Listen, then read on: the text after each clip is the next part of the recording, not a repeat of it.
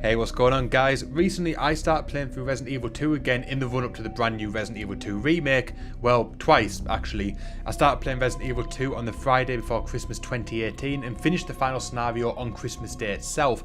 And then shortly after I started playing Resident Evil 2 once again, but this time to record it for you lovely folks on YouTube. By the way, it's on the channel if you want to go and check it out. So in the matter of a couple of weeks, I ended up playing 8 scenarios from RE2, and to tell you the truth, if I wasn't so busy creating new content for you guys amongst other things, I would happily play it a third time and I guarantee I would be entertained just as much as I was on the first playthrough. So that got me thinking, what is it about RE2 that sets it apart from not only every other RE game, but possibly every other game ever made, at least in my opinion? Well, except maybe one. I can't quite decide whether Resident Evil 2 or Legend of Zelda Ocarina of Time is my favourite game of all time, so I'll just call them joint first. But what makes RE2 so magical in a game that I can come back to time and time again and still have an enjoyable experience even after 20 years? Well, today we're going to take a look at just that. My name is Doodles and this is why Resident Evil 2 is the perfect Resident Evil game.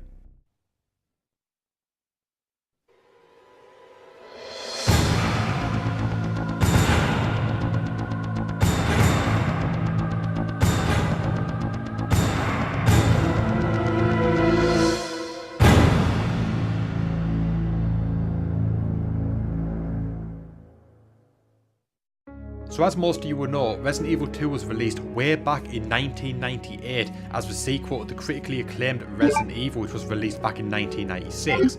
Fun fact, at the time of recording this video, today is actually the 21st anniversary of the game's release. Resident Evil 2 was released on January the 21st, 1998, 21 years ago exactly. The original Resident Evil went on to sell over 5 million copies upon its initial release, not including the later ports of the PS3 and Nintendo DS. This made Capcom almost $300 million in revenue, or close to $500 million in today's money. This showed Capcom that this new quote-unquote survival horror genre is definitely something that players are interested in. Resident Evil 1 was almost an overnight sensation, so it made sense that a sequel was going to happen. Development started shortly after the first game's release, and as many of you guys will know, this wasn't the game that we know and love as Resident Evil 2.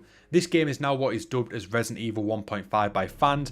Now I'm not going to go into too much detail about 1.5 as this video is about the RE2 that we all know and love. I'm providing a little bit of a backstory for you guys about the game for the viewers that may not know a lot about the Resident Evil series. But 1.5 was a largely different game to what we ended up getting. It did star rookie cop Leon S. Kennedy, but rather than Claire Redfield, the second playable character in the game was a girl by the name of Elsa Walker. This game was hugely different to the version we ended up getting, but this game was eventually scrapped. Although individually many aspects of the game were fun and they worked well, when they pieced it all together it just wasn't that fun. So Capcom decided to start from scratch, and I think this was for the best. While many of us dream of being able to play a finished version of 1.5, I think most of us can agree that the game we did get was so much better than what we might have gotten. But enough about 1.5, if you guys want to hear more about Resident Evil 1.5, maybe that's another video for another day, but for now let's get back to the Resident Evil 2 we all know and love. After experiencing the Spencer Mansion incident which took place in the first RE game, which was situated on the outskirts of Raccoon City, we now get to see what the aftermath of that incident is for the citizens of Raccoon City. The T-virus got into the city's water supply after rats consumed the virus in the sewers after Dr. William Birkin injected himself with the G-virus and became a tyrant.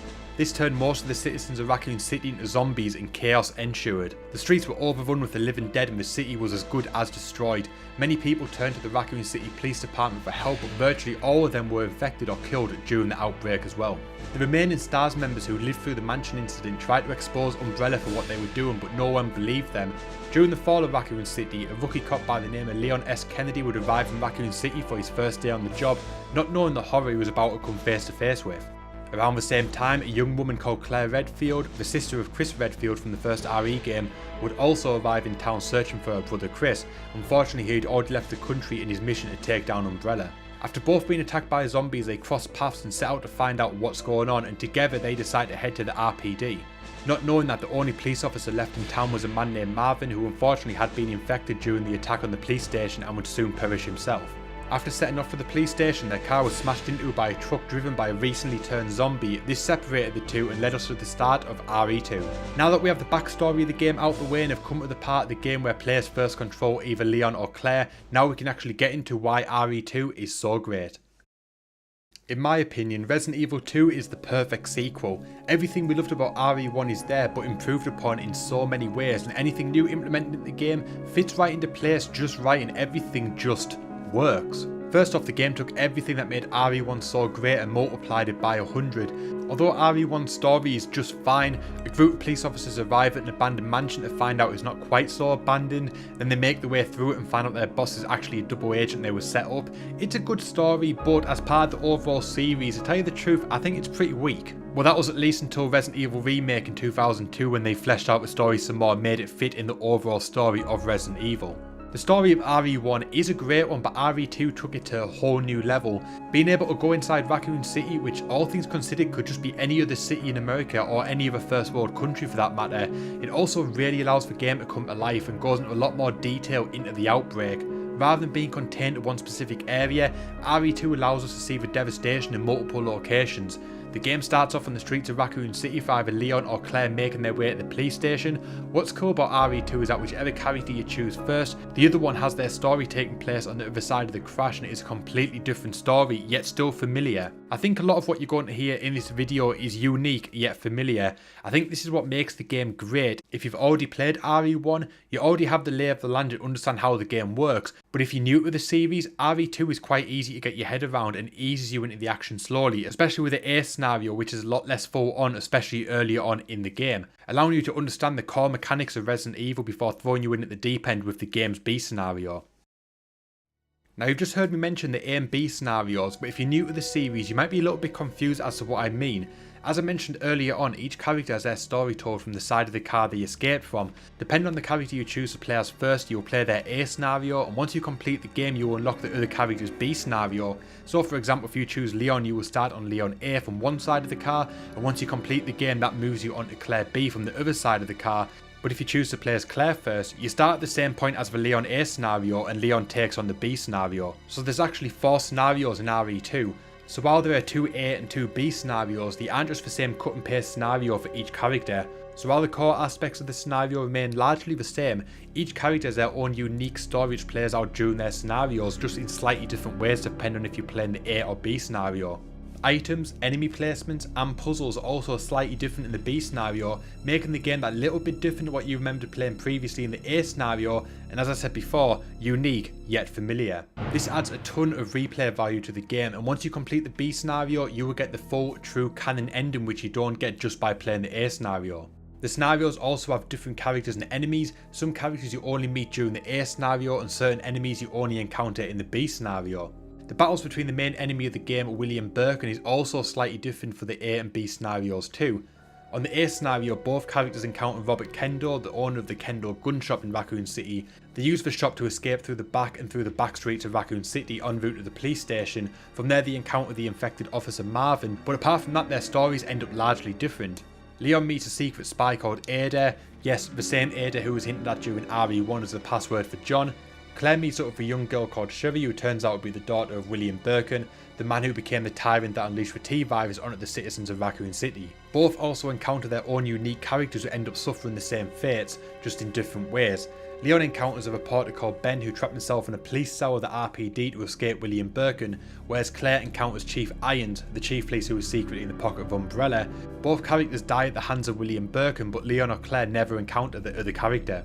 In the B scenario, you also encounter the infamous super tyrant called Mr. X. This creepy bastard shows up without warning and even breaking through walls to find you. This means on the B scenario you have to deal with both William Birkin and Mr. X. Like I said earlier, A eases you into the game more, so once you get to the B scenario, you get to experience a more difficult RE2. As I said earlier, this gives the game a unique yet familiar feeling. Once you've played through one character's A or B scenario, you generally know what to expect from the other character's scenarios, but they are different enough that they don't feel like complete copy and paste playthroughs just with a different main character. I briefly mentioned various characters in RE2, but I also want to say that the characters in RE2 are much more fleshed out than RE1, and we get to see a greater sense of their backstory, even the more minor supporting characters. This is a change from RE1 where, apart from us knowing that they were part of an elite police unit, we don't really get to know a great deal about who they actually were.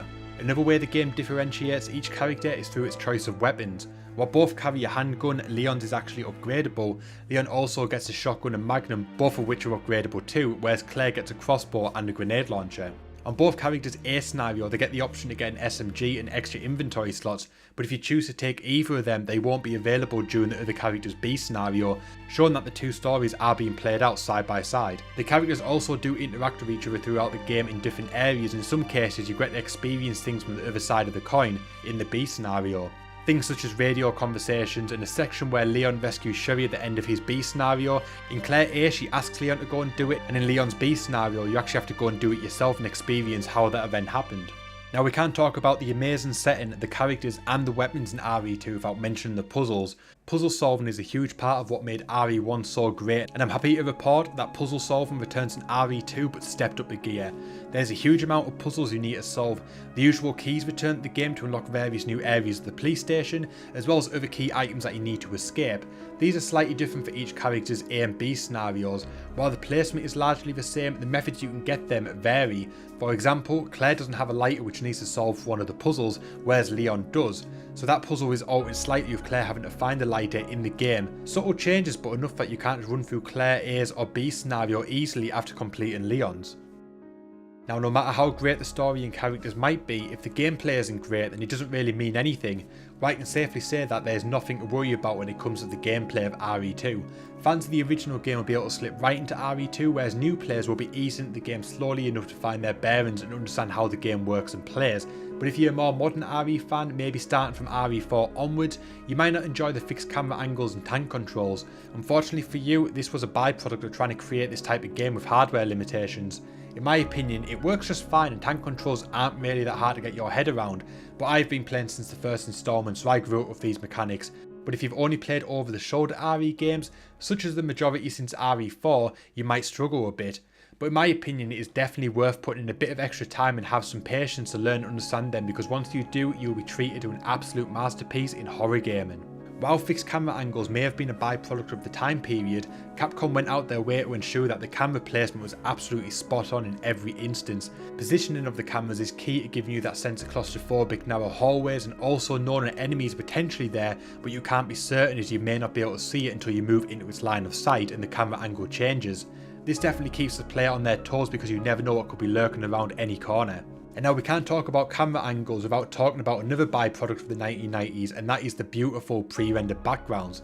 These backgrounds will be prominent throughout the first trilogy of games, and in my opinion are really what set RE apart from other games of the time. Due to hardware limitations, the developers were left with a choice. Do they have lush 3D backgrounds filled with lots of detail, or do they have more detailed character models? Unfortunately, if they were going for a full 3D experience, they couldn't have both. So instead, developers figured a workaround and decided to use pre-rendered 2D backgrounds. This was definitely the right choice and allowed developers to create beautiful backgrounds which for 1998 standards look pretty damn realistic if we remove the large amount of compression needed to fit them onto the game's disc or cartridge. Even today I think most are truly beautiful and so well detailed, but with limitations back then there's no way that they could be achieved in real time like today's modern games. This was also common amongst other games such as Final Fantasy VII and Ocarina of Time. Coincidentally, those three games make up my top 3 favourite games of all time. Maybe subconsciously I've had a soft spot for pre-rendered backgrounds and never realised it until now. If you don't know what I mean about pre-rendered backgrounds and how they actually work, I'll leave a link to a quick but really interesting video I found on YouTube about how they work. Throughout this video I've talked about so many different aspects of RE2 which make it great, but the final point I have to make is just how much content is in this game. I've already mentioned that there's 4 scenarios in the game, meaning a guaranteed 4 playthroughs of the game to get the full experience. For new players, these will typically take around 4 to 5 hours to complete, meaning there's around 16 to 20 hours worth of gameplay in RE2, not counting the extra unlockable battle mode and 4th survivor. This is huge for an RE game and easily puts it as the longest RE game ever, well, except RE6, but that game was too long for all of the wrong reasons. If RE6 was cut in half and focused more on Leon's campaign but more fleshed out, it would have been perfect, but maybe that's another video for another day. So you'll get 16 to 20 hours worth of content without even replaying the game again, and as I said at the start of this video, this is a game I can replay over and over again without getting bored. I completed 2 full playthroughs in the space of about 2 to 3 weeks. All 4 scenarios are also on YouTube as I mentioned earlier. If you want to go and check them out, I'd really appreciate it if you do. But if I wasn't so busy, I could happily have had another playthrough before the Resident Evil 2 remake is released. And as I mentioned earlier, as I type these words, today is the 21st anniversary of RE2 being released, and the world loves it just as much now as they did way back in 1998. So much so that after the release of the original RE remake back in 2002, fans have been asking for a remake of Resident Evil 2. While I would have been happy with RE2 getting the RE remake treatment, this new remake looks absolutely fantastic. It is nothing short of breathtaking, and it is a dream come true that it is finally here. Now in my opinion right now, RE2 is the perfect Resident Evil game of all time and also the greatest video game sequel of all time. But that begs the question, will Remake top RE2? Will the Resident Evil 2 remake become the greatest RE game of all time? If so, then that will guarantee it a spot as my favourite or joint favourite game of all time. Only time will tell, but maybe that's a question that needs to be asked in a future video, so make sure you stick around for that. Well guys, there you go, that is my reason why RE2 is the perfect RE game. It might have been a little long-winded at times, but there was so much ground to cover that if I'm going to argue the point, I need to cover all bases. As I said, RE2 may be the perfect RE game right now, but could Remake be about to knock it off that spot? I plan to discuss that in a future video, so if you want to hear my thoughts, be sure to subscribe to the channel with notifications turned on so you don't miss out on that, as well as my full playthrough and many other RE2 remake videos. And I really hope you guys enjoyed this video today, and if you did, be sure to give this video a thumbs up because it really helps out the channel a lot and helps get this video in front of more RE lovers like yourself. Also, I'd love to hear your thoughts about RE2 and what your favourite and perfect RE game is. Does it differ from mine? I would love to know in the comment section down below. My name is Doodles, I thank you so much for watching, and I'll see you guys in Raccoon City very soon.